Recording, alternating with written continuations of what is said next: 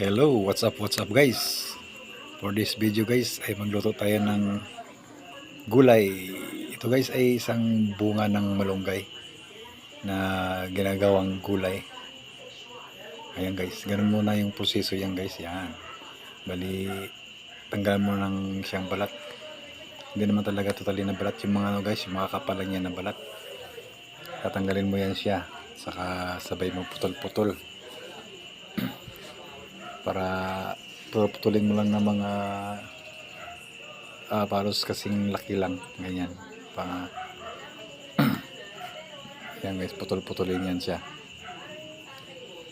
habang pagtanggal ka ng balat, tapos sabay mo na siya ng putol para mga daliri na siya kahaba yung pagputol niya guys.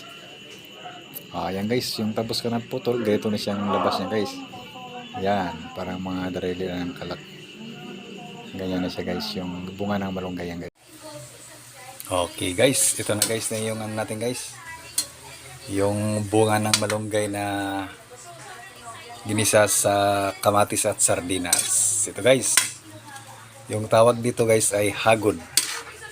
Yan. Bunga ng malunggay. Dito guys ay ma-special sa kanila to dito sa mga Kapampangan. Hagod, bunga ng malunggay. Sa Bisaya guys, wala dito. Okay guys, kainan na guys. Ito na yung kanin natin. Ayan. Okay guys, kainan na guys. Kain tayo guys. Ito na yung ulam ko guys. Yung malunggay na ginisa sa kamatis sardinas. Ito na siya guys, yung malunggay kanina. Yung bunga ng malunggay. Ito lang yung pagkain ko. Kaya tinatawag ng hagod. Ihagod mo sa ngipin. May laman siya dito.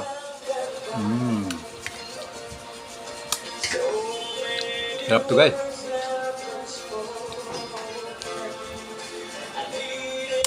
Ito ay bunga ng malunggay.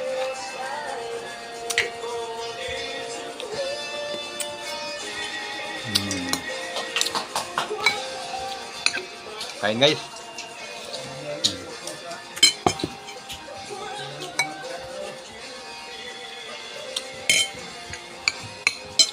Bye bye guys. Thank you for watching. God bless everyone.